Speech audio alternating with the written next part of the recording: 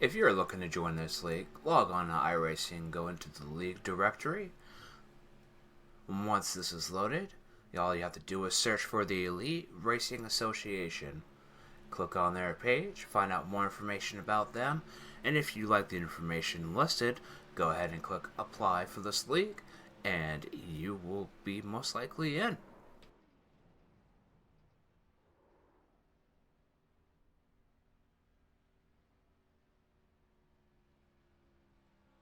I wanna party like Chris Farley.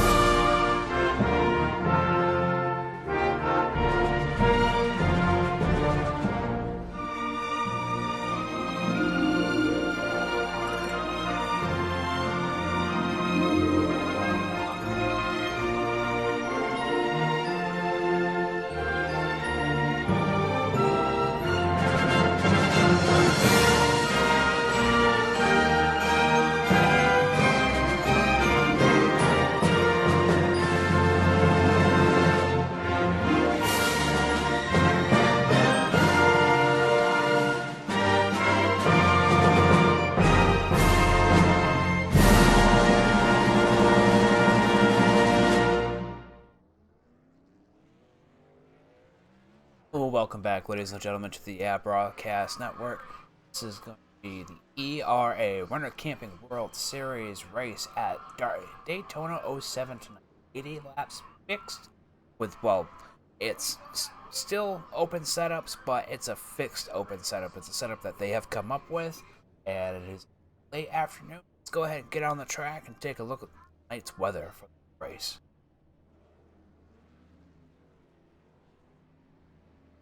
Currently 70 degrees in the air and 97 degrees on the track with an 89% humidity. Very humid here at Daytona. And the wind speed is 0 and the fog is 0, but still very humid. Gonna make it really rough for these guys. It's a rough track as is, old school Daytona. These corners are not smooth, and seeing these guys in practice, a lot of them were not able to get around the track. Less than 5 laps without losing it. So it's going to be an interesting race here tonight, and let's go ahead to see what we have here for racers.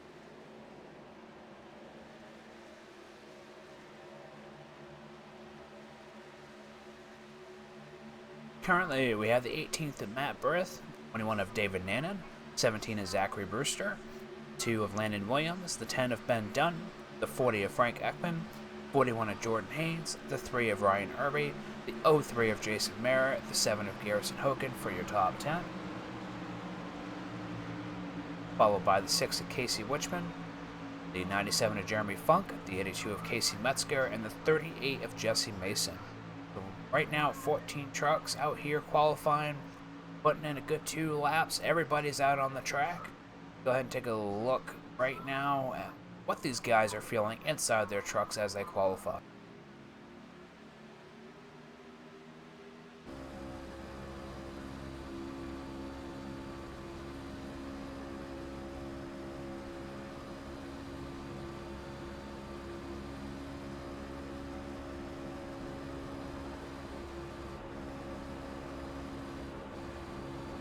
As you guys can see from the steering wheel, currently we're looking at how rough these corners actually are in this track. And it looks a lot narrower than what it actually is. It only seems like maybe go 2 wide, but you can go 3 wide here. Wouldn't suggest it if you're a rookie. It's not going to work out for you. As you can see how rough these corners actually are here compared to the newer Daytona.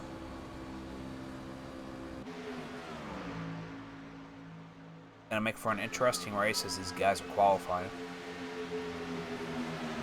And with only 80 laps, I mean, yes, it's a super speedway, so it's still going to take about an hour. Granted, cautions, if we have any cautions, I imagine there will be.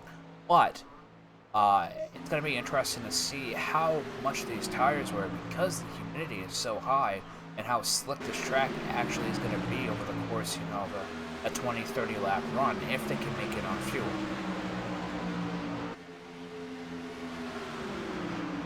I'd also like to thank everyone out there for joining us back here this week. We're here every Tuesday night for this winter at 8 p.m. Eastern, 7 p.m. Central here on the Broadcast Network. I will be starting another series here coming in February on Monday nights, starting at 9:20, 9:25 Eastern, and 8:25 Central. So stay tuned in the upcoming year for Monday nights to see another iRacing broadcast as well.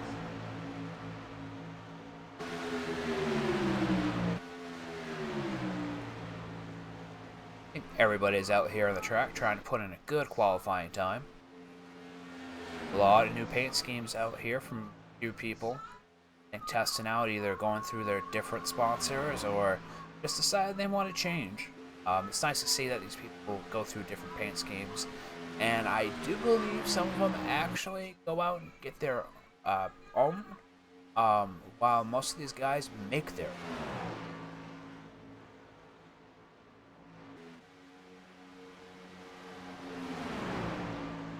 Go ahead and take a look at the results right now as these guys are nearing the end of their qualifying.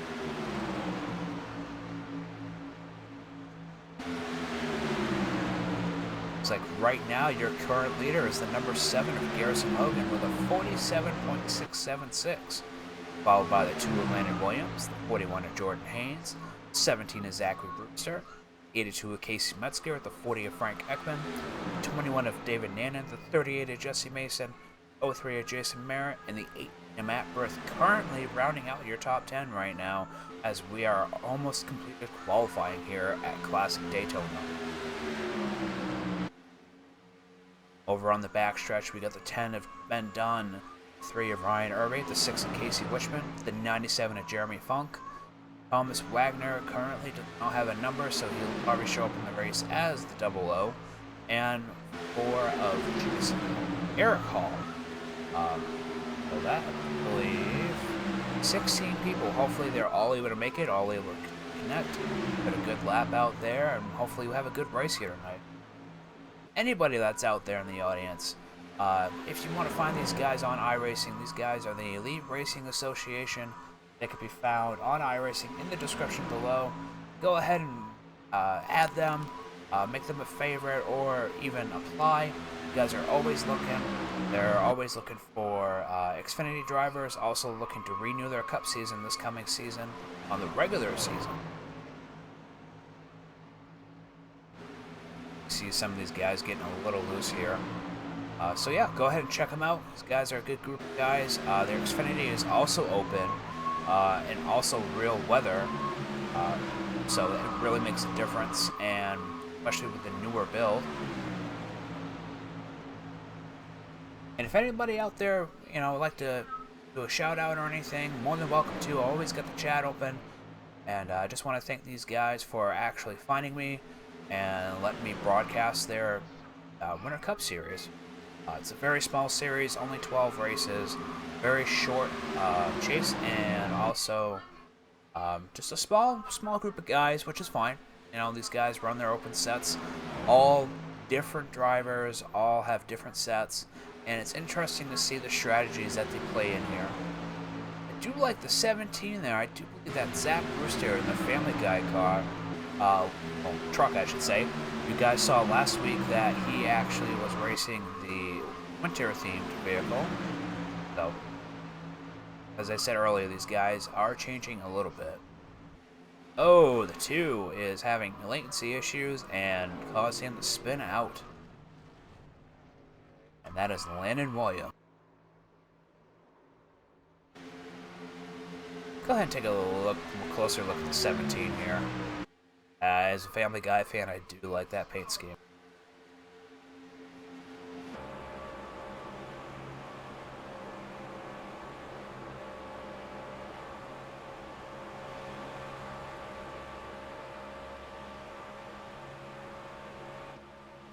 And Frank Ekman this week also has changed. As you guys saw last week, he was in the Harley Quinn Chevy Silverado. This week, he is running the Clown Prince of Crime, the Joker himself. Different iterations of him. It's nice to see the swap out. Fan of both. And let's go ahead and take a look at the rest of the truck.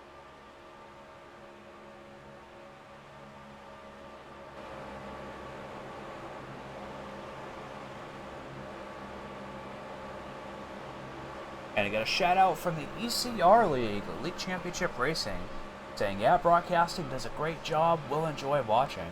I hope you will, be glad to be running with you guys here in this upcoming season. And Brad Bothwell says he wish he was there instead of plowing snow. Oh, I hear you, buddy. We got quite a bit of snow up here as well. And I just wish it was, springtime again. I don't mind the kind of cold weather. Oh, getting up into a little bit of each other there. Other vehicle. But qualifying should be over as these guys are finalizing their laps. Let's go ahead and take a look at the final results here before these guys go up to grid.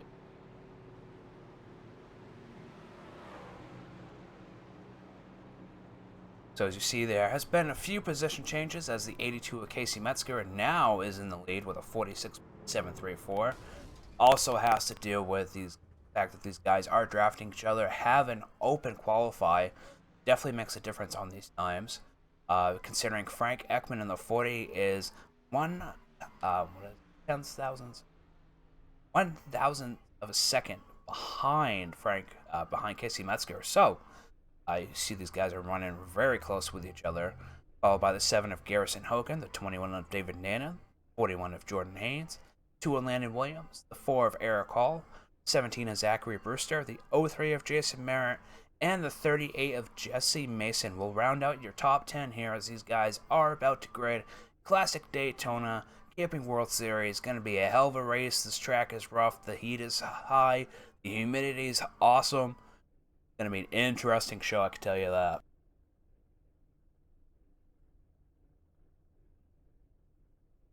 And it looks like the 3 of Ryan Irby, the 6 of Casey Wichman, the 97 of Jeremy Funk, and the pound of Thomas Wagner did not qualify or were unable to connect. Hopefully they were able to connect. It would be unfortunate for them not to show up. Good race. 80 laps. Going to be interesting.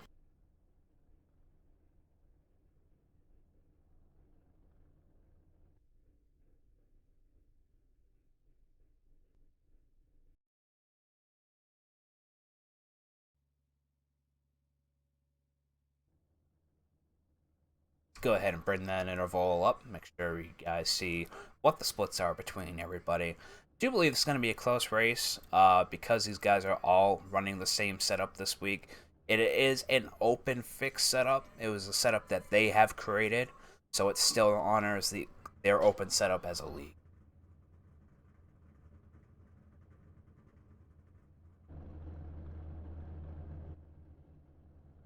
And as you guys see, there is a new pace car. You guys saw that last week. Where did the 82 go? Apparently, not on the track.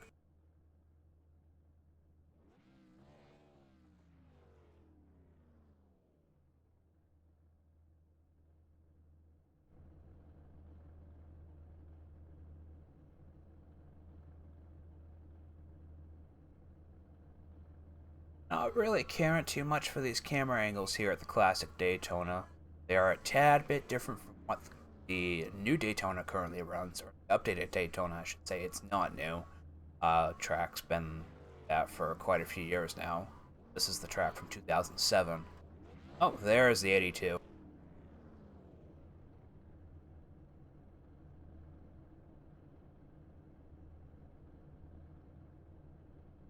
Frank Ekman and the Joker Silverado is going to start on the outside of the 82, running the ERA, U.S. Army Silverado. But as I was saying, you guys see this pace car you guys saw it last week. It's RUF. Interesting change between that and the classic Mustang. A lot of people miss the Mustang, but it's nice to see that iRacing has updated.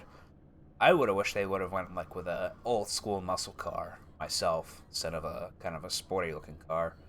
But Oh, that's iRacing for you. So I do believe these guys are all gridded. Pace car should be taking off here any moment.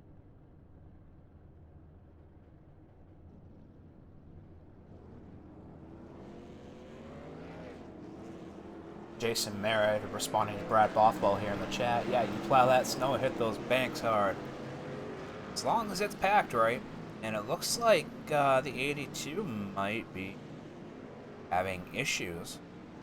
Not going to the front like he should be. I'm not sure if they're giving him an EOL or what's going on with this truck, or if he's just coming up on this backstretch.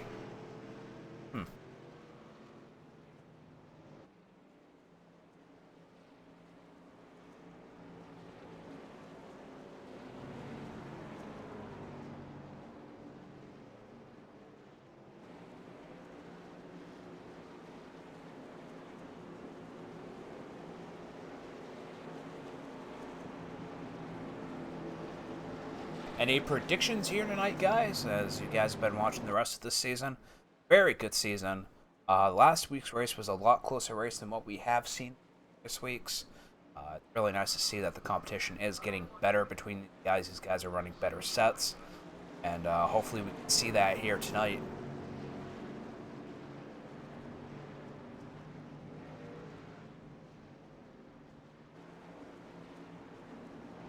So it looks like Garrison Hogan's going to be leading these guys off, but he's got the 41 right behind him of Jason Hayes, and as well as the 21 of David Nannon on the outside.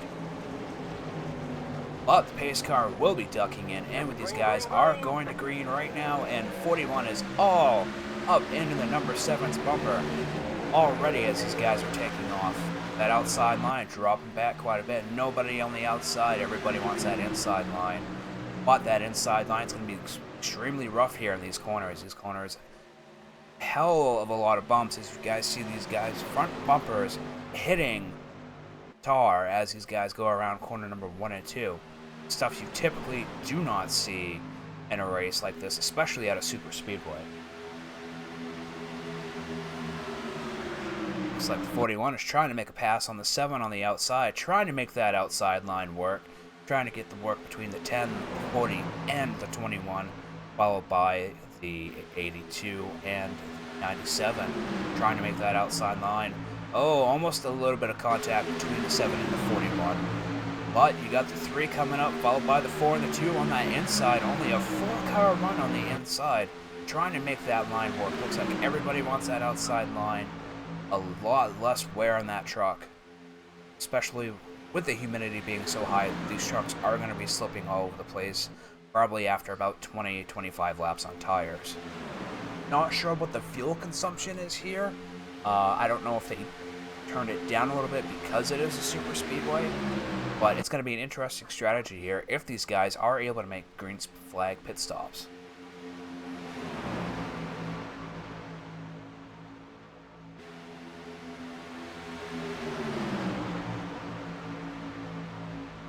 Now, Eric Hall, the number 4, I do not remember seeing him last week. I do believe he is new. I did not get a chance to talk with him yet, and he is in TeamSpeak, so you might be able to get an interview with him in a little while.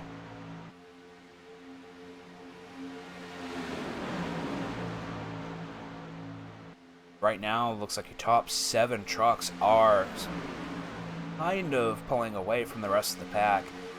Need to be able to get that draft here, else you are going to fall behind the lead lap cars, and you won't be able to catch up, unless there's a caution or a typical caution clock, which these guys do not run, which makes it interesting because NASCAR does run the caution clock. However, a lot of leagues do not like it. A lot of leagues just like to be able to run their trucks as much as they can, work with the cautions, work with the tire wear and the wear of the trucks initially, and hopefully have a good race.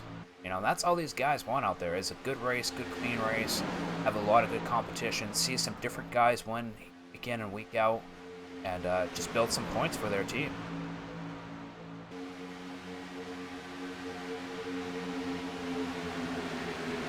Nobody is trying to make that inside line work back here. They're all running the high line. I said, that inside line extremely rough.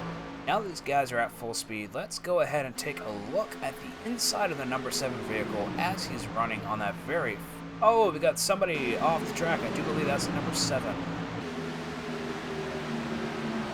Buzz, he got loose coming out of 4.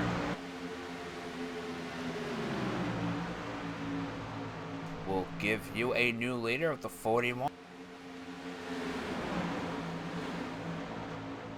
Jordan Haynes is the man to beat. He's won a few races this year already for the ERA Camping World Series winter season. But the 03 is trying to make a move on the outside line. Might be the benefit of him because that outside line a lot smoother. And that's the thing here. You got to give these guys room. Yes, you can draft. Yes, you can even side draft. However, whoa, that was a huge glitch. Let's go ahead and take a look at that replay. That was very interesting.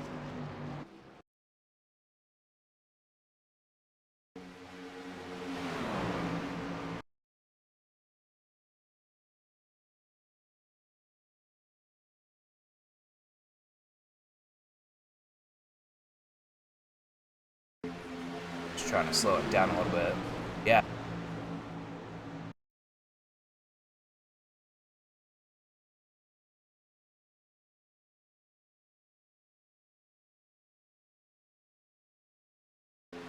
So as you guys see, he ended up glitching so bad it caused 2 trucks to go up into each other. I want to see what happened to him, see what caused that latency spike.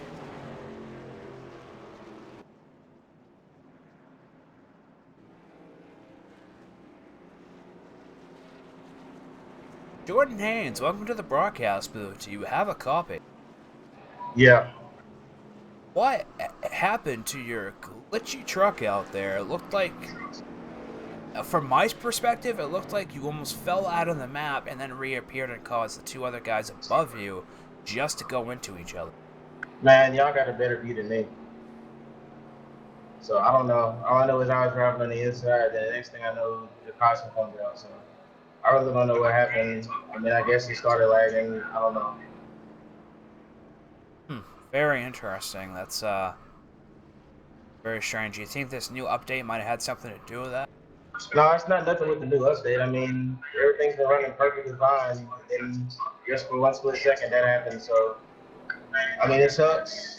I don't know. Like I said, didn't show any signs of doing it at all. Like, I've been doing official races all week at Talladega with 20 and 30 cars, and nothing's ever happened. So I don't know. Alright, well, hopefully you have some better luck out there tonight, and maybe we'll talk to you in a bit. I guess. That was the 41 of Jordan Haynes. I want to call him Jason because his name is Jay in the chat, but Jordan Haynes. I want to, let's see, Frank Hall.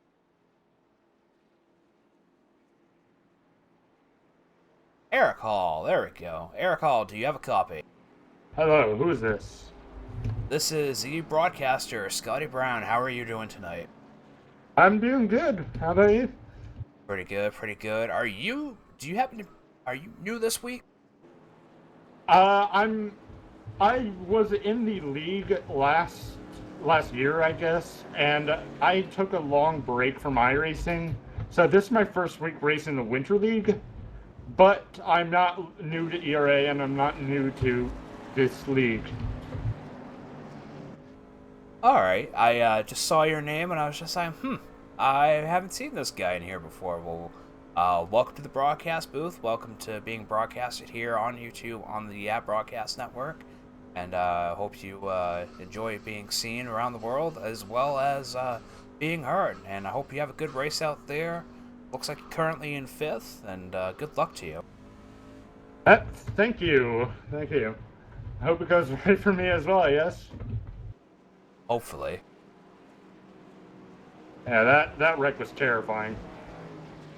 Yeah, it was. I don't know what happened with his internet right there, but that was very strange. Very. All right, well, good luck. Yep, thank you. And that was Eric Hall, the number 4, running the Five Guys ERA Chevrolet.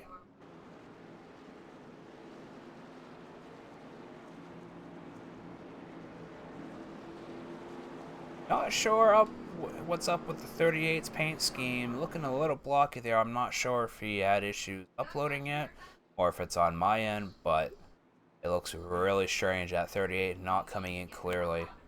Also could be the new update with iRacing. There was a pretty good size, about 300-400 megabyte update overnight. So might mess with a couple things with trading paint, as usual. And I just want to thank all you guys out there for watching currently. Currently 7 people watching. Go ahead and like and subscribe.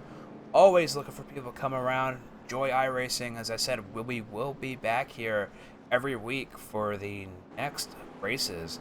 Next week is Darlington, and it is the Chase Cutoff. So it's going to be a very, very competitive race out there.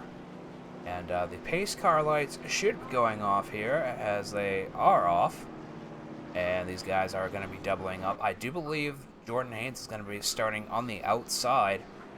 It is his preferred line if he has led the first caution. After that, he likes to duck down in the low line. But given the roughness of this track, I don't blame him for starting high.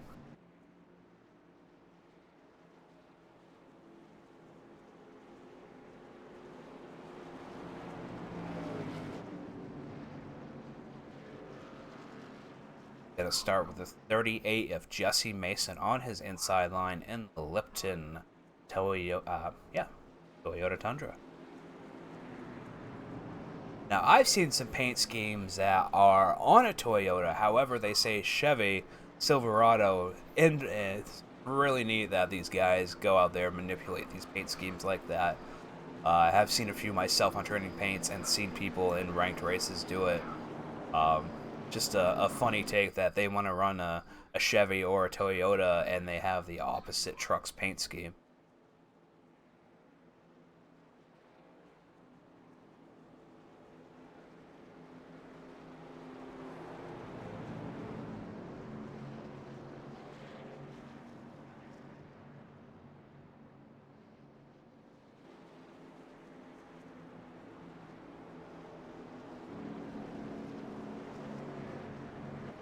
Hopefully these guys double back up a little bit better.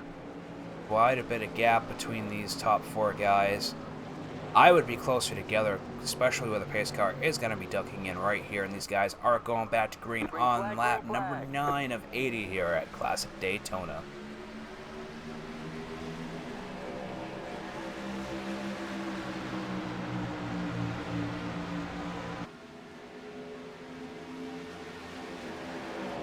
And it looks like the 82 is trying to push the 41 on the outside, leaving the 38 in the dust. Everybody going to the outside line, knowing that inside line, super rough, going to be a lot of wear on your truck. That's unfortunate because typically on a super speedway, you want that inside line.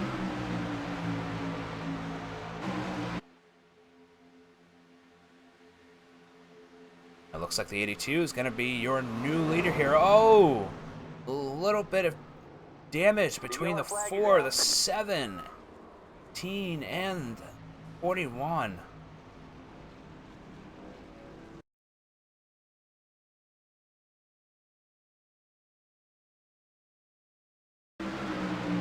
That is another caution the 41 has caused. I do believe that will make him park here tonight, if not because of the damage. And from the sound of it, it looks like he might have blown his motor as well as the 17 and the 4.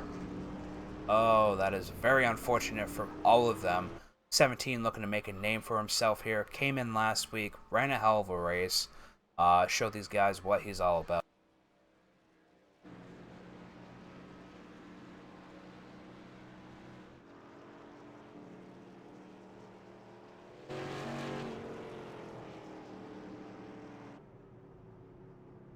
Look how twisted the 17 is of Zachary Brewster.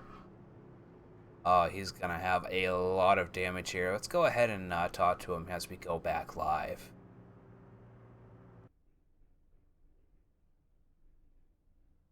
Zach Brewster, do you have a copy? Welcome to the broadcast booth.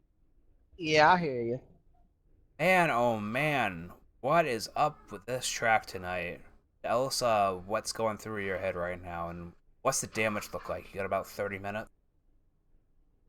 No, I got about 8 minutes of optional repair. But I mean, I don't know what the 41 was thinking there. That was just unsportsmanship in that there. I don't know what he was thinking. But we're looking at you right now, and it looks like you are driving sideways across this track. Yeah, like I said, I got a lot of damage here. The truck was fast. I really enjoyed Daytona, especially this older track here. I've always enjoyed it with the bumpiness through it. Trying to figure out what is broken on your truck, and man, I know last week you had a little bit of a rough time. You still managed to take a pretty good position, being your first week here with the ERA. How did you feel about this track coming in, being the classic Daytona, knowing how rough this track actually is? I mean, I expected some cautions, but I mean, it's always going to be bumpy on this older track here. But like I said, I really enjoy it. I really had a fast truck. I know Talladega or Daytona is really good. I'm just so upset with how that 41 done there. It irritates me. Oh, trust me, I know your frustration. I've been there before myself, being a racer in a couple other leagues. And, it sucks. You want a good race out here, and, just unfortunate things happen. That's racing, Either going to go out there, do your best, and, take a win or a top 5, or go out there and get caught up in a mess with other people and, hauler, put it in the hauler, come back next week. Yeah, I guess I'll just sit down here in the pits and just watch the race, let this stuff get situated, maybe come back out, get a few more points. All right, well, good luck to you out there. Hopefully you're able to come back out, get some points, and finish this race. If not, maybe we'll talk to you next week. All right, thank you.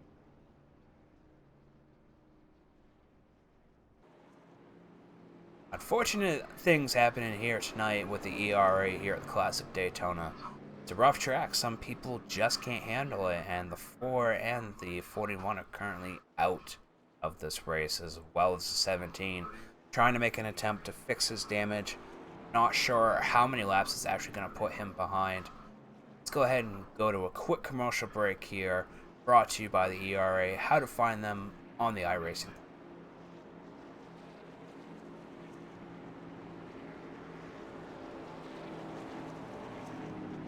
If you're looking to join this league, log on to iRacing, go into the league directory.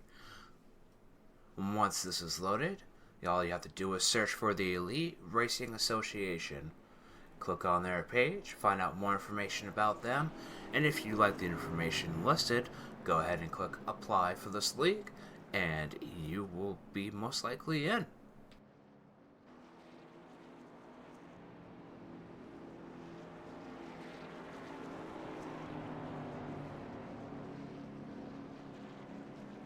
These guys are still currently on their caution lap. They will have one more lap here under caution.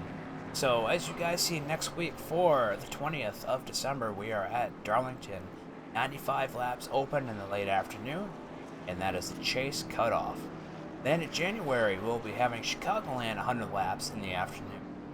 Loudon, 125 laps in the late afternoon, followed by Talladega, 80 laps fixed with an open fix setup in the afternoon. And then finally on January 24th, their final race at Homestead, 100 laps open in the late afternoon. As these guys are doubling back up, we'll go back out on the track here.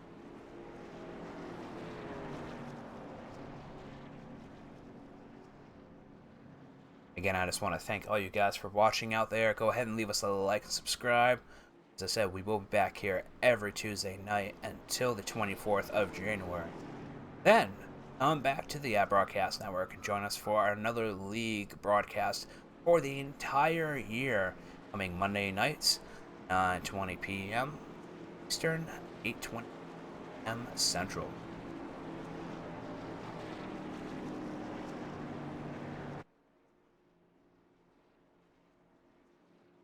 From that accident, looks like only 6 trucks are out on the track here. Very unfortunate for the rest of these guys.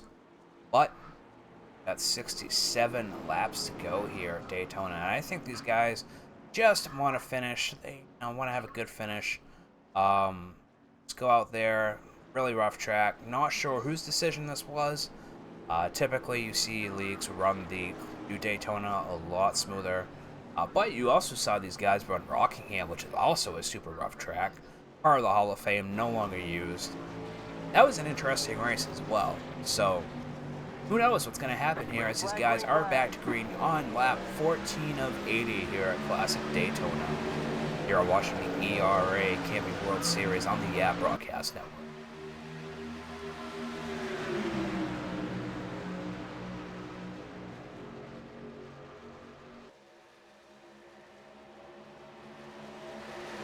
Looks like Frank Ekman is almost all alone on the outside line, 38 and the 5 trying to help him a little bit, but 4 of these guys are on that bottom, very rough bottom line.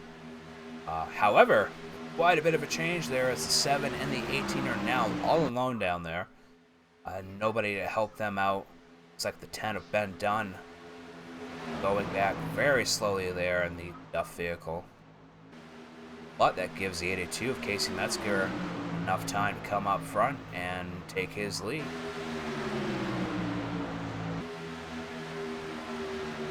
Casey Metzger now leading 6 laps of 14:15 here at Classic Daytona. His fastest lap was a 47.63. His last lap was a 53.68. I'm not sure if that's updated from the caution or not, or because of the caution.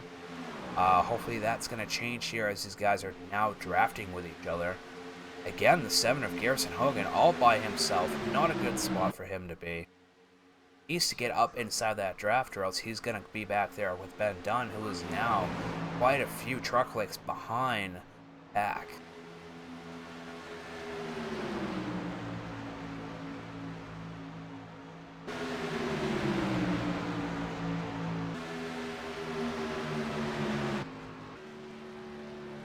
Ben Dunn now 2 laps down here. His last lap was a 50.99, still not in that draft. Looks like he's got quite a bit of front end damage there. Unfortunate for him. It's just a racer that wants to go out there, have a good time. As you guys saw last week, he was having a very good time out there, running his ass off with the rest of the guys. But it looks like he's sliding just a little bit, not getting the performance he would like out of this truck. Very unfortunate for him here tonight. And as you guys see, Matt Brith, currently 6th, is the last person on the lead lap here after that huge accident. And I do believe some of these guys are currently out now. Let's go ahead and take a look at the results. It looks like the 17 still trying to get back out on the track, turning sideways. I don't think he's going to be able to finish. I mean, unless he totally crashes and does a 40-minute repair. I do believe that's the only way he might be able to fix his vehicle, especially turning sideways like that.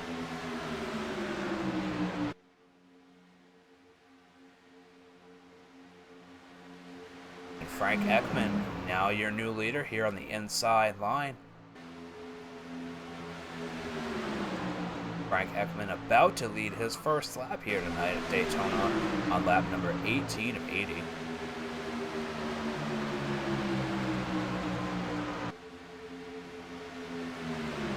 But Casey Metzger on the outside getting a push from the 5, trying to get a little bit of movement on him.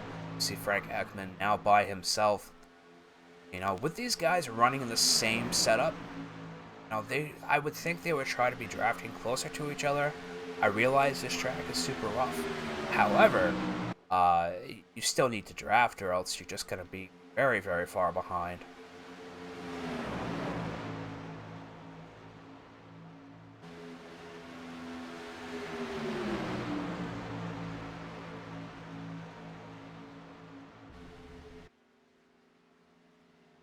David Nannon is back out on the track, currently 11 laps down. Looks quite a bit of damage.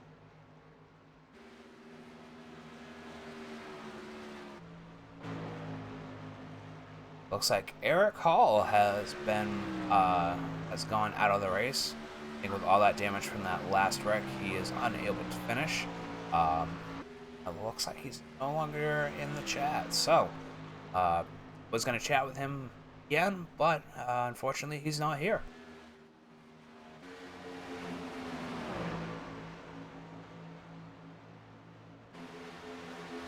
And I hope you guys are enjoying this broadcast here tonight. Go ahead and type in the chat if you like. Always looking to communicate with everyone out there. It's always nice to see people come in, talk a little bit. Always welcome. As you see now, Frank Ekman is back to third with the 5 and 82 directly in front of him. The 5 helping the 82 quite a bit. I don't know if he's just waiting, bidding his time, making sure that he's playing with the leader, and then eventually gonna try to make a pass. And that is the 6. I'm sorry, it looked like a 5. 6 of Casey Wichman. From the right angle, it looks like a 5. Oh well. But that is a number 6. And they might be teammates. I might have to confirm that. But to see the 6 is getting completely almost into the bumper of the number 82. Actually, go ahead and take a look at that bumper cam of the 82 to show you actually how close the number 6 is currently running.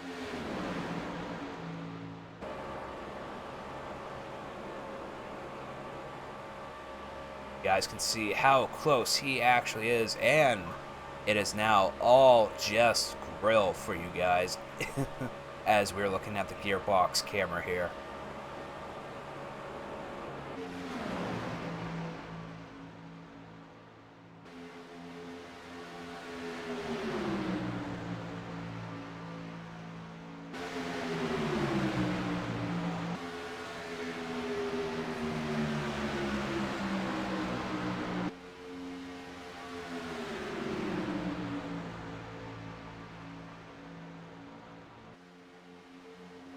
As you see all these guys running that high line, single file.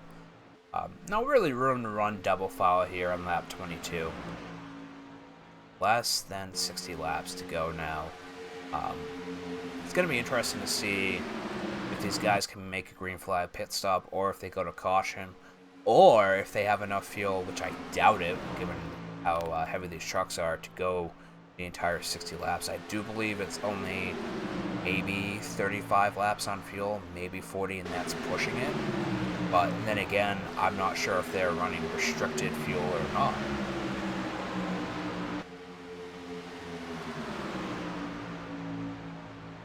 Which a lot of leagues do like to do, run the restricted fuel. That way it gives strategy in the pit stops, especially if they have a long race like this. 80 laps at a super speedway, especially in the trucks, definitely a long race. You cut the fuel in half, you get 20 laps on fuel. Not really playing in the tire consumption, depending on if you're running real life setup, you're running fixed, or if you're running dynamic. But with the fuel cut off like that, it plays in if you're only going to get fuel, if you're going to, get outside tires, or if you're going to get all 4 in fuel. Myself, I would probably get all 4 in fuel just to be on the safe side. Don't like to play dangerous, especially on a super hot track like this, and a super rough track. But, if it was a regular race, maybe just fueling outside tires. But it also depends on your competition too, because you want to know what that leader is doing at all times, because you want to be able to catch up to them, run with them, and not fall in the back of the pack, or even below 10th at that.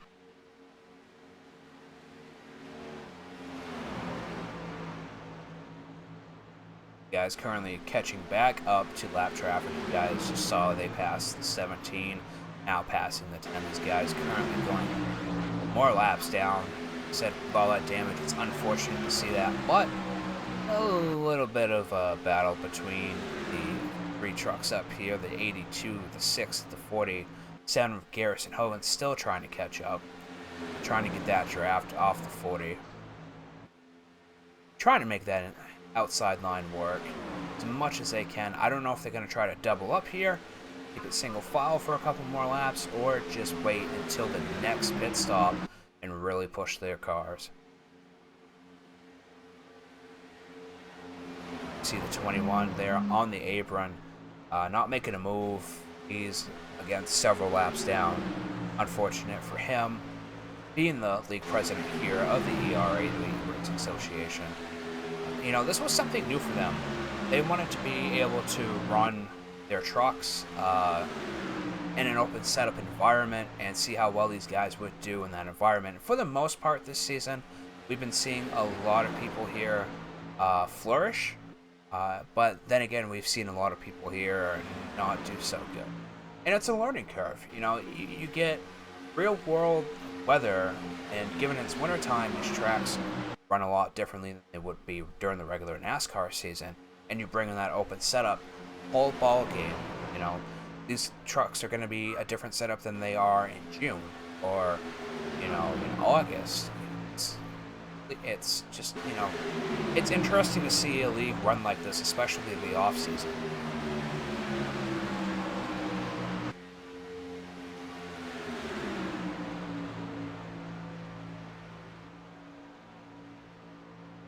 And as you guys can see here from the broadcast blimp, 6 trucks are running pretty much the same length between each other. The top 3 trucks trying to run smoothly with each other. Frank Ekman in the Ford A Joker vehicle, trying to go with that inside line. He's got nobody behind him to help him. However, he is going to make a pass on the 6.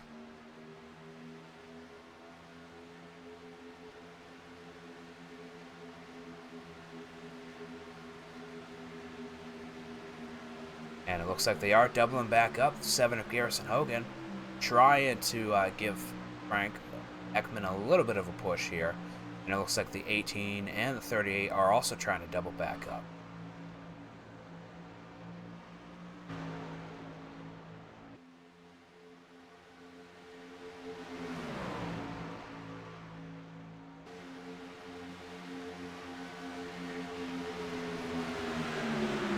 Looks like Garrison Hogan trying to get that inside line, trying to make it work. However, he needs a little bit of help, or else he's just going to be lost in the dust. Because you got the 6, the 82, pushing the 48 Frank. However, Garrison may got a little bit of a side draft there from the 82.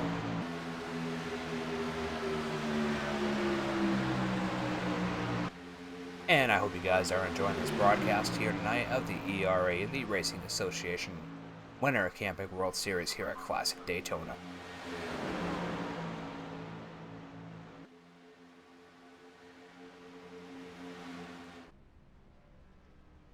Ryan Irby still currently in the pits in the number 3. It's unfortunate not to see him out on the track. Usually a top runner with the guys. Him in number 6.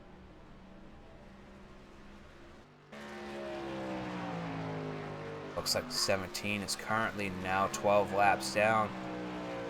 Truck's not running as sideways as it was, but I think he's just looking to finish this race, being 12 laps down, just for the points. He's going to get a top 10 finish regardless, as long as he keeps his truck steady and manages to finish this race, as we are 50 laps to go.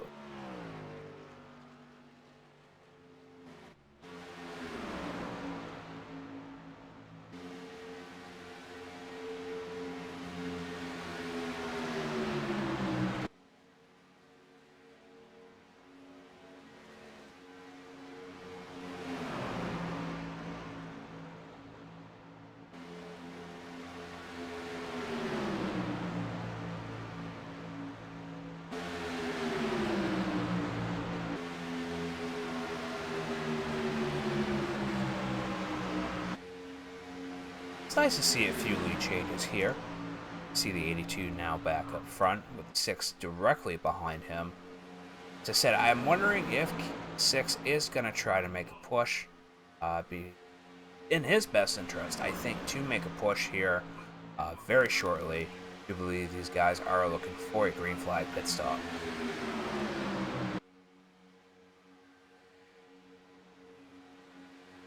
And with that green flag pit stop, you are opt to go a lap down. Pit road speed is, I do believe, 60. So you're still going pretty fast down pit road. However, these guys are still going 189, 190 miles an hour around this track. Even given the shape it's in, very fast speeds for a very, very rough track.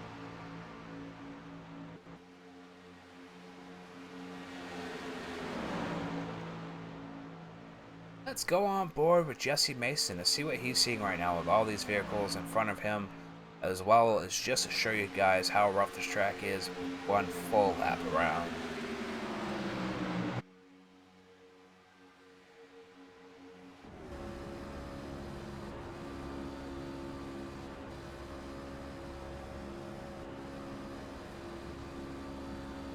As you guys can see, he could definitely use a windshield tear off right now. Some people enjoy it. It makes it interesting to see these guys race with a, clearly almost black windshield. And how do you guys, if you guys in the audience are racers out there on iRacing, or if you're on another racing simulator that does have the windshield tear off, do you guys leave it on? Do you guys take it off? I mean, I know it's really preference, but honestly, myself, I would take it off. I like being able to see the track that I'm racing, and it's going to be interesting to see this with dirt because you have the visor tear off.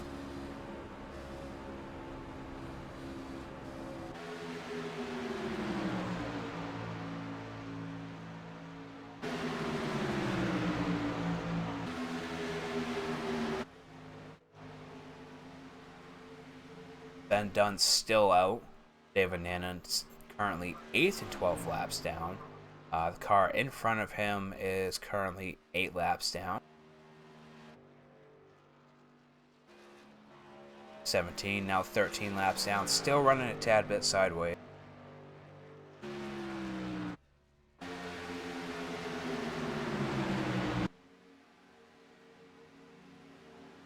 And that big crash that was caused earlier by 41 and the 4, I do believe, from what I've been hearing from the other chat, is that it was completely intentional.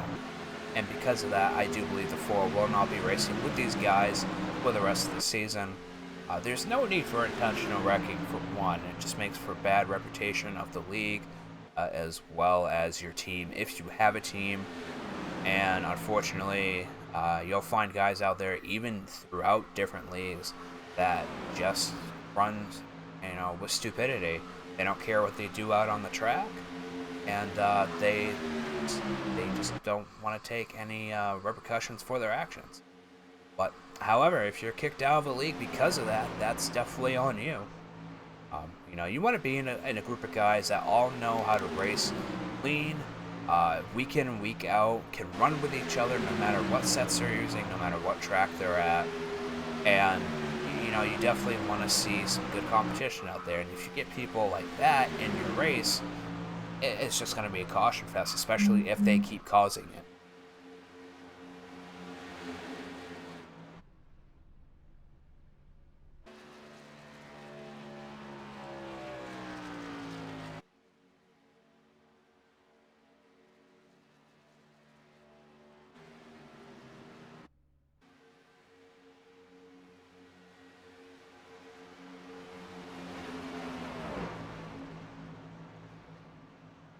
Looks like a little bit of play between the 7 and the 18 back here. 5th and 4th position.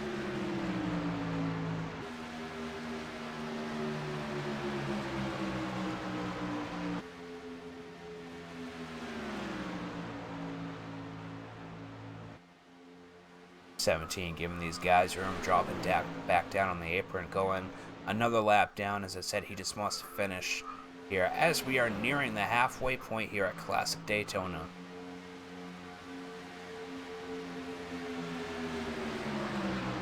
Again, thank you guys for coming in and joining the ERA Elite Racing Association broadcast here on the Broadcasting Network. We're always live in 720p, 60 frames per second, and if you are looking to get your league broadcasted out there, feel free to message me or comment me down in the comment box, or find me on Facebook. I will be posting that link here after the race to let you guys get a hold of me.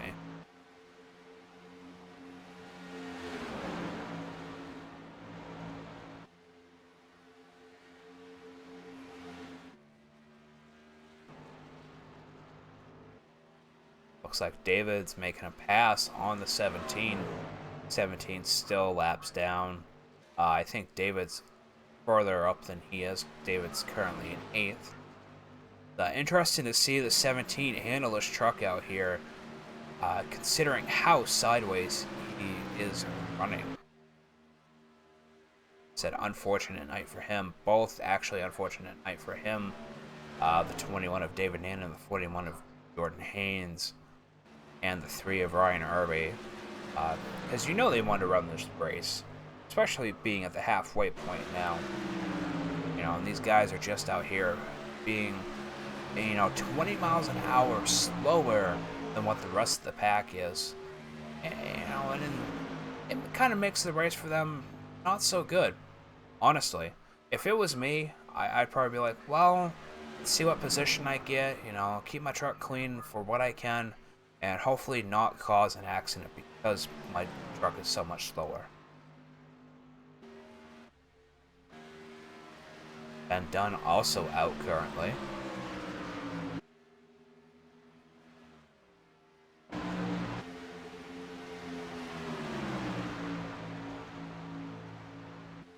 And your top 3 here are currently the 40 of Frank Eckler, 6 of Casey Wichman, and the 82 of Casey Metzger.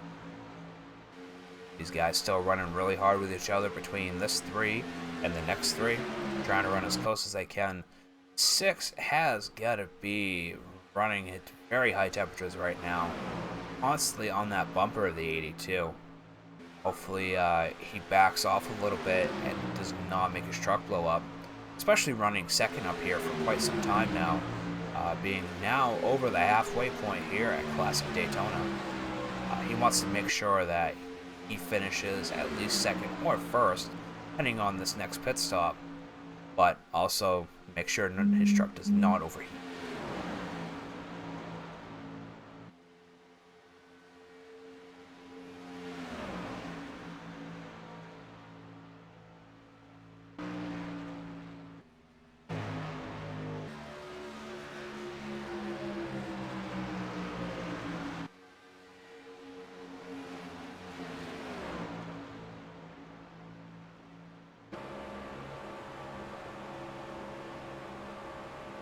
Take a look at the chase view here, as you guys can see how rough it is from the track standpoint for these guys. How their truck moves around. A lot different than the current Daytona that is run on iRacing. I would have not wanted to been around on iRacing back when this was the Daytona to run, especially for NIS. And or A Open or A Fix, because I bet the competition back then was crazy. A lot of cautions. People didn't know how to run the track, and also back in the day, I'm guessing it had to be the packages were a lot different. If anybody out there currently watching was on iRacing back in 08 when it first came out, want to put some insight on that, to see how this track was actually run back in the day with the vehicles that were available at the time when this released.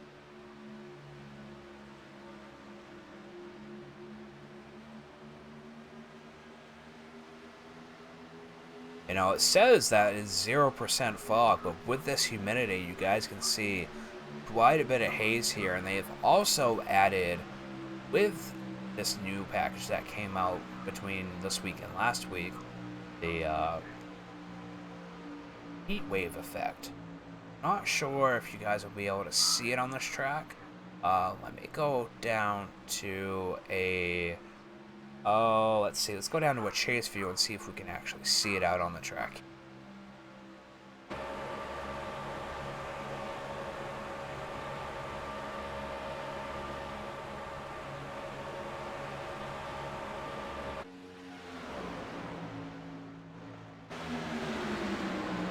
It's gonna be a little bit. I noticed it a little bit going as I don't know if you guys can see it in the broadcast, but going into corner number 1, looked off to the left, there was a little bit of heat waves going on. Something they've added, trying to update the graphics as much as they can, fixing some latency issues with the graphics. Trying to get those new graphics cards working promptly. Actually, trying to get it so that iRacing looks as good as Forza, considering how everybody's connected with each other. You see the new pace car there sitting in the background. Looks really different, not seeing the Mustang out there.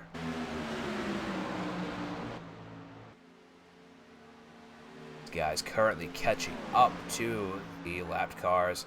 See how sideways the 17 is. I know I keep mentioning that, but it's interesting to see him out there. His wheels gotta be cocked off to the right quite a bit.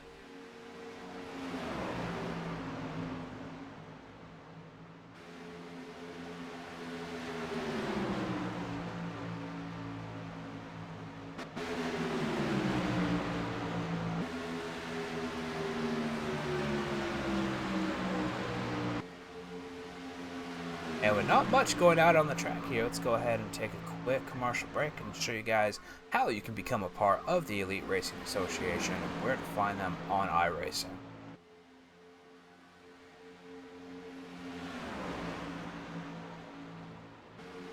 If you're looking to join this league, log on to iRacing and go into the league directory. Once this is loaded, all you have to do is search for the Elite Racing Association. Click on their page, find out more information about them, and if you like the information listed, go ahead and click apply for this league, and you will be most likely in.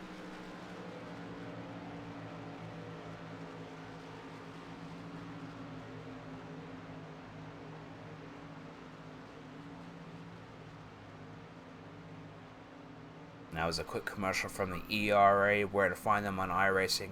The link is also in the description below if you guys would like to become part of this ERA league. Again, they run Xfinity Open as a normal. They will be getting their season in end of January into February, and maybe some of you guys will be there, and maybe they'll be broadcasted on YouTube yet again this season.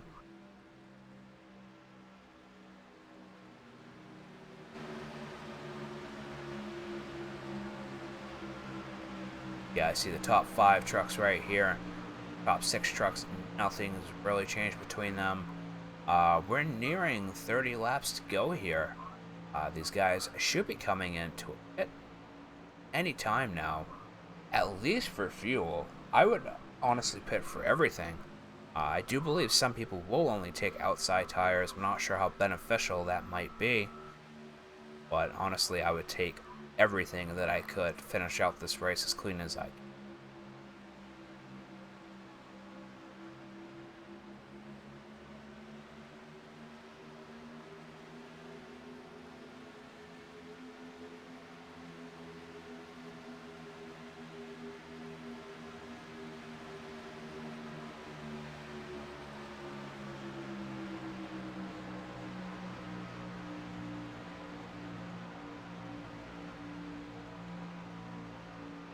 It is unfortunate to see these guys only down to 6 when they started off with 14. But, it's Daytona. It's a super speedway. Talladega's the same way. It's bound to happen that you're going to have the big one. And unfortunately for these guys in the ERA, it happened too early in this race, leaving not much of a competition, especially with everyone running the same set. It's going to come down to whoever pits the best, and it looks like the 82 is going in, and everyone else is following suit. Interesting, I don't know.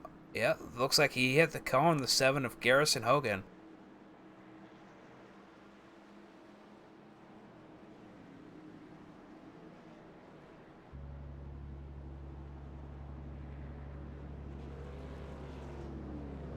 Go ahead and take a look at these pit stops here, see how fast. Oh, the 82 just a little bit of ahead of his pit stall. That's going to hurt him coming out here, but he is currently the first pit stall, so hopefully he has to make it a break for it. As you see, yep, he's going to be out first, followed by the 7, the 40. Wow, these guys had very good pit times, except Witchman had a 16.32. Probably had a little bit of damage there to fix.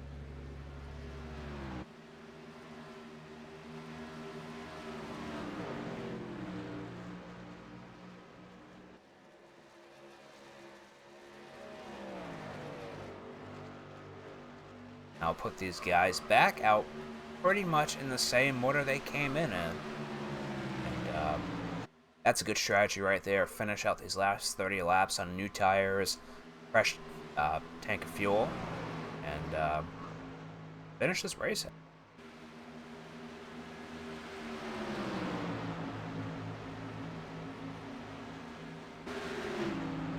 And actually, Garrison Hogan's going to be your leader here on lap 51 of 80, leading his first lap here tonight at Classic Daytona.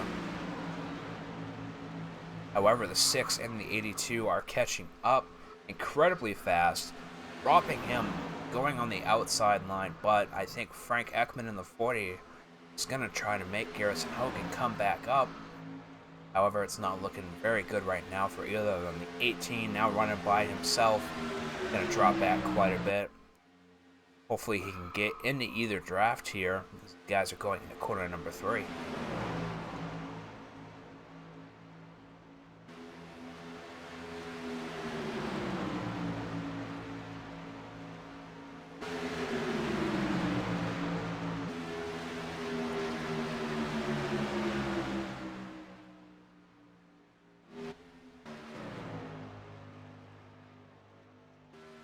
Zachary Brewster trying to draft the 21 here. Both still several laps down. I don't think they're on the same lap, but just managing to keep pace with each other. Just want to finish out the rest of this race around lap 52 of 80.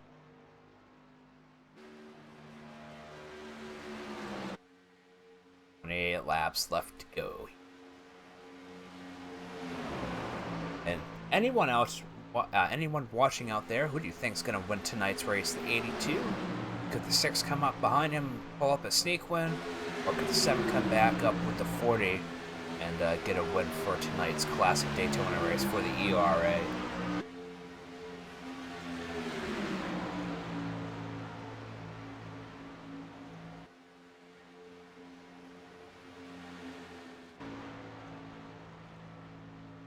Looks like Ryan Irby is now back out on the track, currently 32 laps down, but catching his draft with the 38.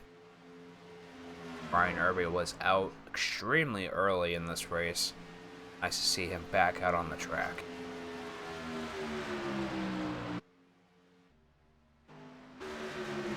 Ben Dunn still currently out.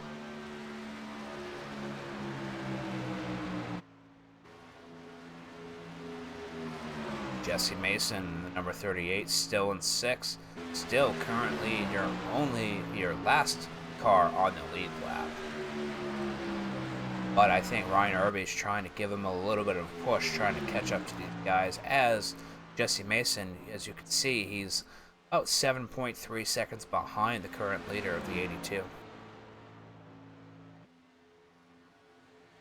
But I don't think Ryan Irby being behind him is going to be enough to see as he dropped 0.2 of a second right there coming onto this back stretch.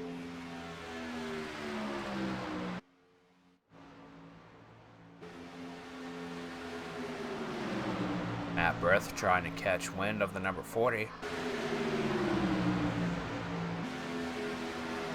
Currently 0.6 of a second behind your leader, trying to catch up. Last lap was a 57.58, 0.3 of a second more than what his fastest lap here was. Guys passing the 21 and the 17 lap traffic. Said, looks like 25 laps left to go.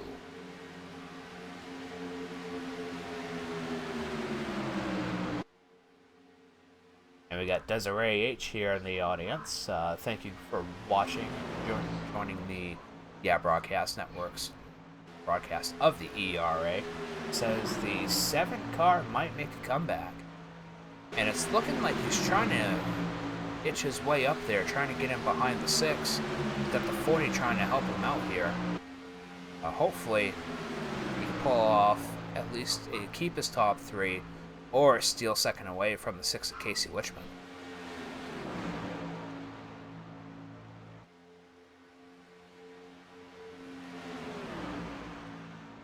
Garrison Hogan also 0.5 of a second slower than his fastest lap at a 47.516. Little bit of lag there for the number 7, as you guys saw.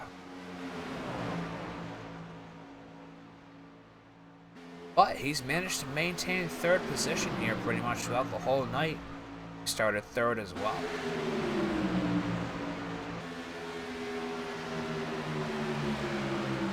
I honestly do not know how the 6 of Casey Wichman has not managed to blow up his vehicle. He's been tailing the 82 pretty much all night here. Extremely close to him. Unless these guys are running enough tape, not enough tape, to compensate for the drafting that they've been doing. I mean, look at that. He's virtually touching the 82. If not touching the 82.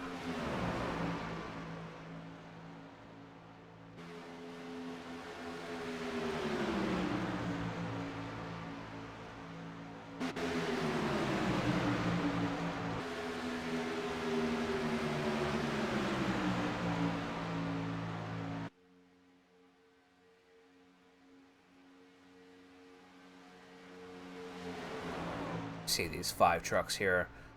Only ones really together. The 3 and the 38 are completely behind.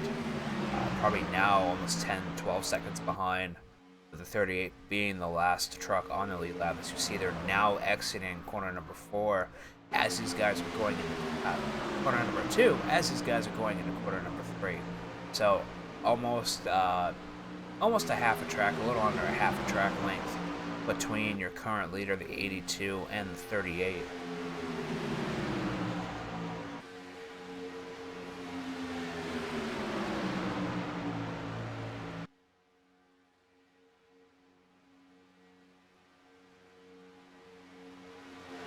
.21 laps left to go here for the ERA.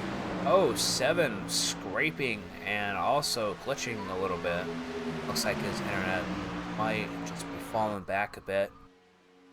For some people, it's completely peak times for them, as well as weather might be affected. Given the winter time, depends on what area you live in. A lot of snow fell over the last couple of days for quite a few people.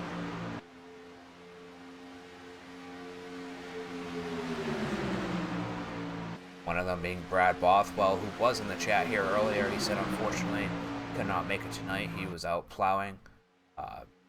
Brave of you to do that. You know, trekking these roads.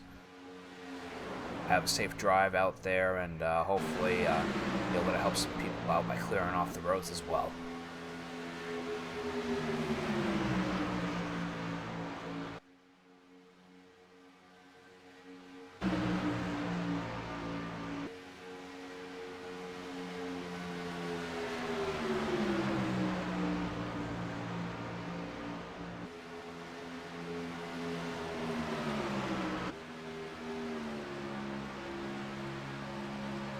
Don't really use the chopper view much. It's kind of neat here to do it because it is a super speedway.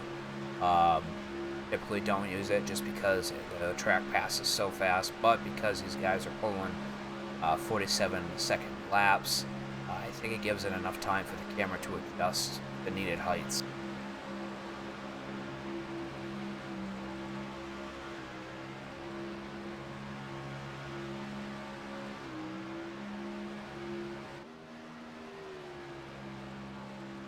See the 3 and the 38 of Jesse Mason working together a little bit. Jesse Mason's still falling back, now almost 13 seconds behind the leader, but you've only got one other person drafting with you. With that other pack, you've got 2 to 3 people drafting with you. So that's That's the advantage of right there of having a pack of cars compared to just 1 to 2 people drafting.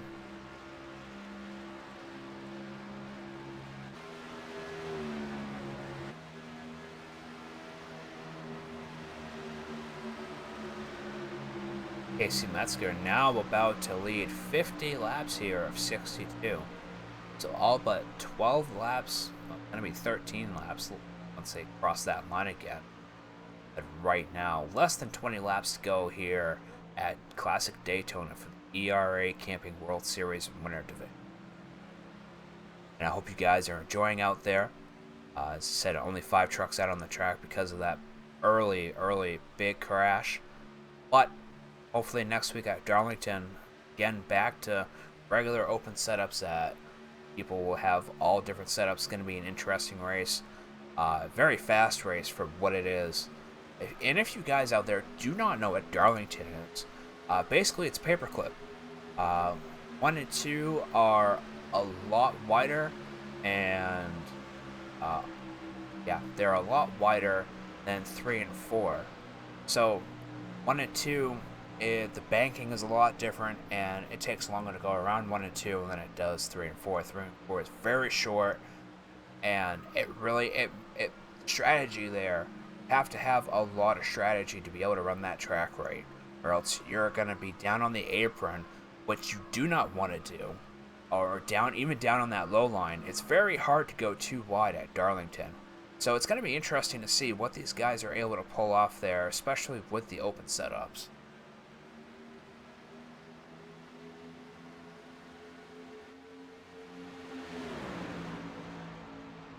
Or, if you've never been to Darlington, think of Gateway if you've been to Gateway.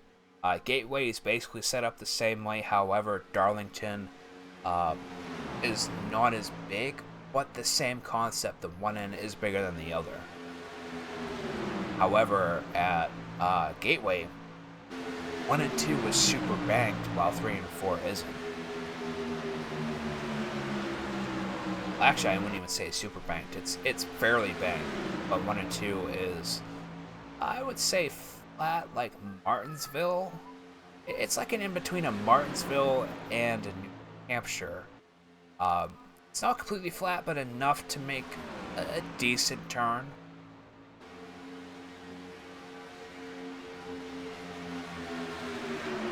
Throughout last year's season, I ran it there myself, Gateway, with the IndyCar, the DW12, and that was super fun racing during last year's iRacing season. Looks like the 6 backing away a little bit, probably is getting a little overheated, but oh, he's trying to make a pass. It looks like come down to 14 laps left to go. Now is where he wants to make that move. All depends, though, if he can keep that draft. If he can get enough of a slingshot to go around the 82, and preferably on that inside, you want to be on that inside to do your slingshot, because that is closer to the, well, it's the inside. It's closer to the center of the track, which means you're faster than that outside line. You know, common sense. However, you want to be able to keep that momentum and not lose that, so you want to be close enough to get that slingshot, get the side draft, or have help from behind.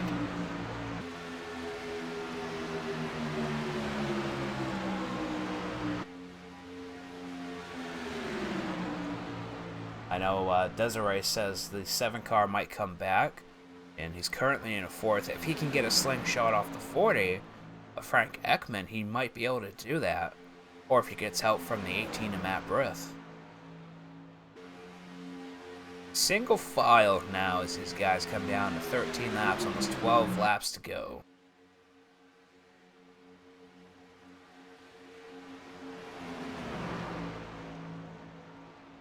I see not really hitting that yellow line. That yellow line super rough here. Classic Daytona.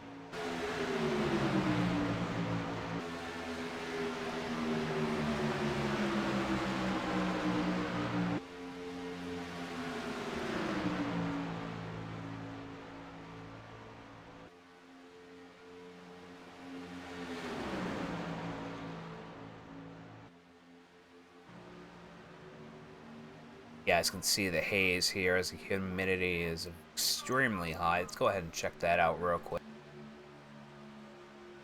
Yeah, humidity is at 89%. No fog, but as you can see, there's a little bit of haze on the track.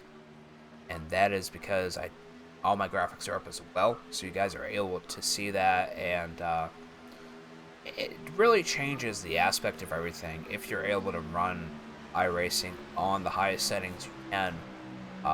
It makes a difference, and for some people it makes a difference between winning and losing too, because you can see everything on the track.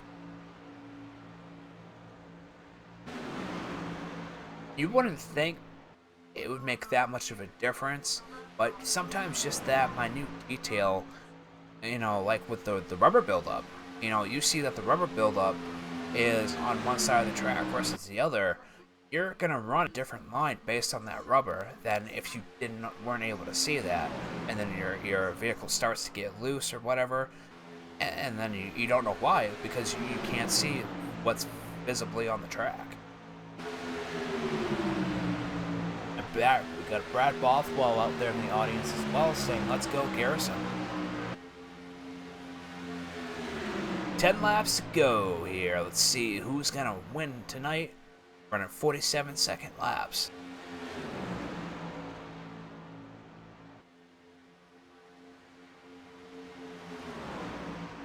Also apologize if I sound a little froggy right now. The weather really messes with my throat this time of year, and given how cold it actually is, this does not play well with my vocal cords.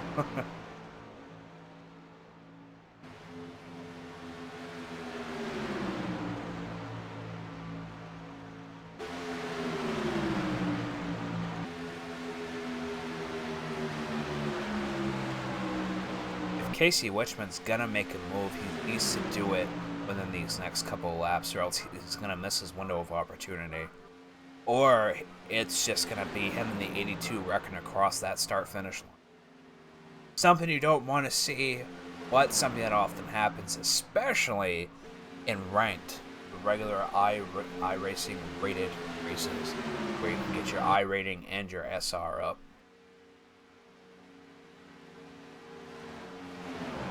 And if you guys would like to be a part of this ERA Elite Racing Association, go ahead and look at the link in the description below. Find them on iRacing.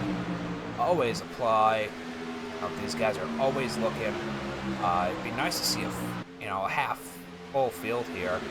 I know we're coming to the end of the season, but if they bring back the truck season next season, it'd be nice to see that as well. Makes for some really good competition out there. I mean, granted, yes, you can have a good competition between 5 or 6 people, but, on a bigger scale, it's always going to be those same 5 or 6 people up in the front. It's not going to change. You throw in 10, 15, 20 people out there, always going to see something different.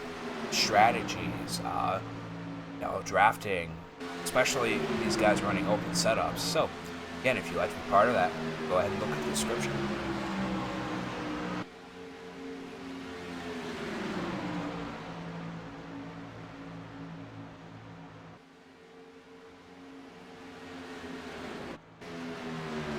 Jesse Mason currently 18 seconds behind the leader and 17 seconds behind 5th place position of the 18 of Matt Brith. But the 3 and himself have been running together smoothly now for, I'd say, the last 20 laps at least, not 30 laps. So, kudos to him. Just wants to make a finish. He's going to get a 6th finish, 6th place finish, I should say. Good points for him. It's one of those things you got to deal with, especially falling off the pack like he did, having a not so good pit stop as he'd like to have.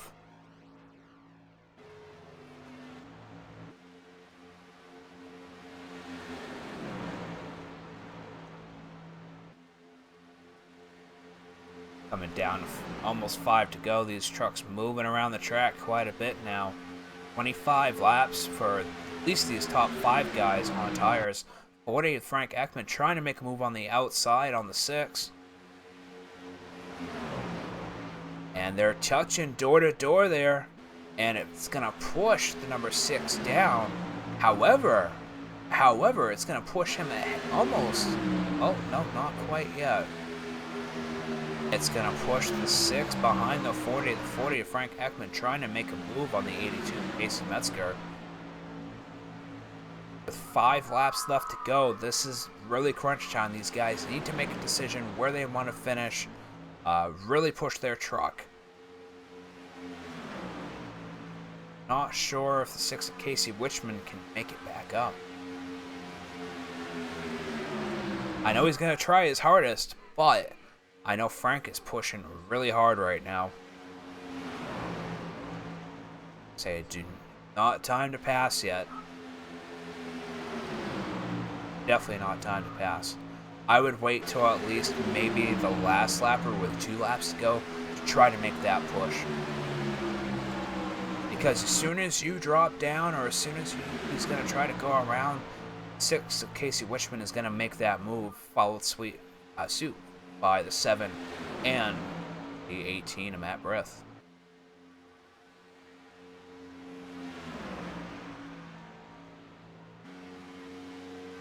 Casey Metzger leading your most laps here tonight as we are on lap 76 of 80.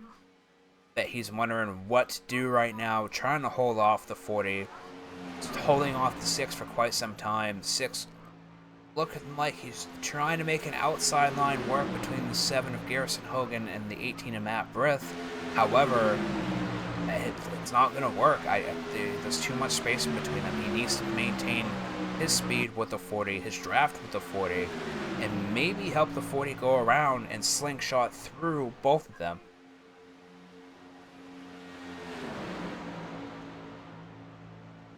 Three laps left to go here, Classic Daytona for the ERA.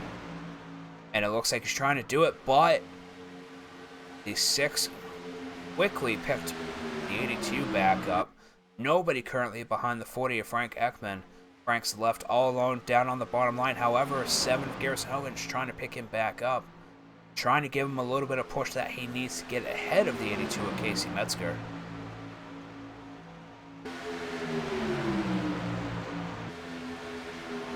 Two laps to go, and it is now crunch time for these guys.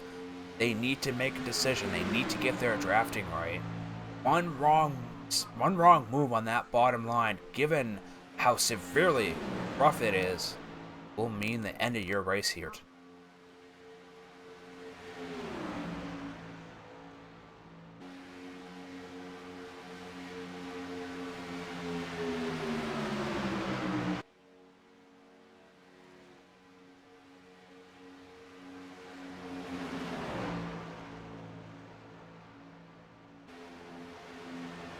Waiting in anticipation here as these guys are coming down to their final lap. The white flag will be dropping as the 82 crosses the start-finish line.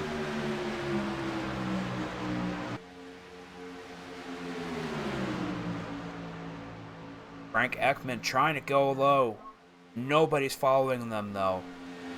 7 and the 18 out for position of their own. 40 trying to get that draft on that inside. Oh, the number 6. No, that is no good for Casey Wichman. That is unfortunate for him. Between the 7 and the 40, I'm not sure just got loose or if he just, or if there was a little bit of a net code there. But from what it looks like,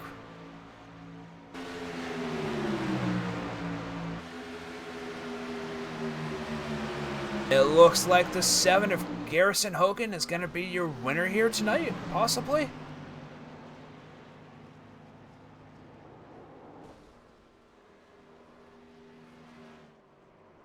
Garrison Hogan and Casey Metzger getting up into each other as they finish this race. So your winner here tonight, the number 7 of Garrison Hogan, followed by the 82 of Casey Metzger and the 40 of Frank Ekman. Go ahead and pull Frank Ekman down to the broadcast booth. Well, you kind of shoved me Frank down Ekman. inside the lift a little bit. Frank Ekman, do you have a copy? Welcome to the broadcast booth. Yeah, I got you. Congratulations on a third place finish. I know you were trying your damnedest to get up into first place there, running behind Casey Metzger for a while. Tell us how the track felt for you tonight. It wasn't too bad. Just my arms are worn out from all the bumps and the force feedback on the wheel. But other than that, I'll take a third over the last couple weeks that I've had. It's a big congratulations to you. I know it was only really 6 of you guys on the lead lap here tonight. And unfortunately of that big wreck in the beginning. How did you feel after that wreck? Did you want to make sure you got at least a top 5, or are you just waiting your time, bidding your time? I was actually waiting for a lot because I started in the front row and I just drifted back and just sat around like mid-pack. And then that wreck happened. I was lucky to avoid whoever was sideways in front of me. It was an unfortunate wreck very early in the race. But a big congratulations to you. What are you looking for Darlington? Are you, are you looking forward to it? Is it one of your so good races? I mean, what's your predictions for it? I love Darlington, and I'm going to go for that win. Well, again, hopefully we'll see you in the podium finish again for Darlington, and maybe get into the chase as well. Yep, thank you. You're very welcome.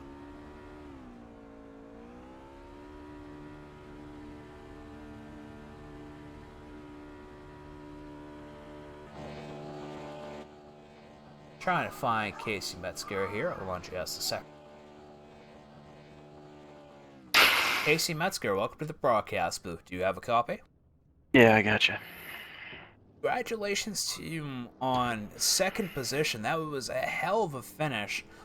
You led the most laps here tonight here at Classic Daytona. How was your truck feeling out there? It's a hell of a track, really rough. Not as rough as Rockingham, but for a super speedway, a lot of wear on your truck. Yeah, it was all right. On the bottom, I tried to stay away from the bottom because it would get really tight down there, and the bumps would kind of force you up the track. So, for the most of the race, I tried to run the middle of the track, try and save the tires, and I just ended up getting beat. Yeah, it was still. I mean, even if you did play second, it was still a good run between the top 5 out there. You guys all ran pretty much close together. You guys running all the same setups. Granted, they were not traditional fixed setups. It was nice to see you guys make a good competition. Yeah, no, it was a good race, and I want to give a shout out to Frank Ekman. We worked together in qualifying, had some really good laps, and also want to say sorry to the other Casey that was in the room. I definitely did not mean to wreck him there on the last lap. So, but other than that, I'm proud of that run. But I just wish I could have held the lead just a little bit longer. So. All right. Well, congratulations to you. Good seeing you run out there, and maybe we'll see you in a podium next week at Darlington. How do you feel about Darlington coming up next week? Ooh, Darlington is definitely not one of my favorites. It's fun. It's a very challenging track to get right. So it's very, very technical. All right. Well, good luck next week. Maybe we'll talk to you next week. All right. Thanks.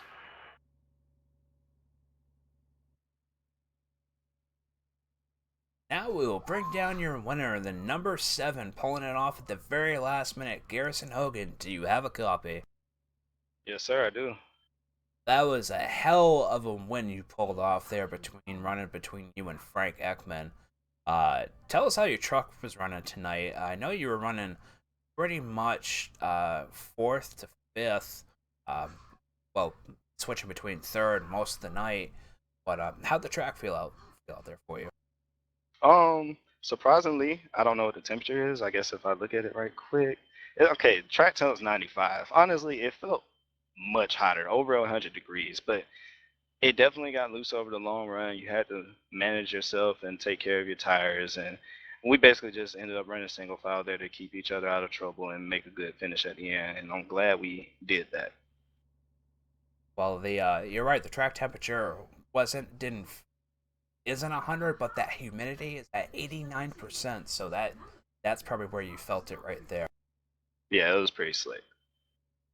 Um, I know you were having a really good draft partner there the last 30, 40 laps, and it was interesting to see you guys suddenly all duck down to the pits as soon as Casey went down there.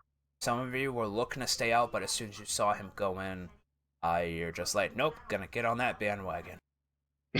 Yeah, we all just came down and hoped for the best. And I, I'm kind of sad we lost Jesse there because I wanted to have 6 cars, but 5 still was good. I knew one lane was gonna have the energy, and it just so happened that it was the hot lane at the end. So that's how I made my move. Hey, and it all worked out. Big congratulations to you. How do you feel about Darlington being next? Well, now that I'm in the chase, I'm probably not gonna be so hard on myself because I really wanted to get a win and then solidify my spot. But now it's all good, and I'll look forward to racing next week and getting another top 5 finish maybe. But a win would be nice again, get some more bonus points. Hopefully we can see that. Hopefully we can see you in the winner's circle yet again, or at least a podium finish. Definitely, definitely. And this win was for Jordan and all my Freaky Fast Motorsports teammates and David. So kind of glad I pulled it off for them. All right, big congratulations yet again, and maybe we'll talk to you next week. All right, man. And that was your winner, Garrison Hogan. I just want to thank everyone out there for watching here tonight. I know there was a kind of a small competition here tonight due to that early caution, but thank you all for sticking around. I'm Scotty B. On behalf of the Broadcast Network. Tune in next week, p.m. Eastern Time, 7 p.m. Central, for the Elite Racing Association Camping World Series winter season. You all have a great night.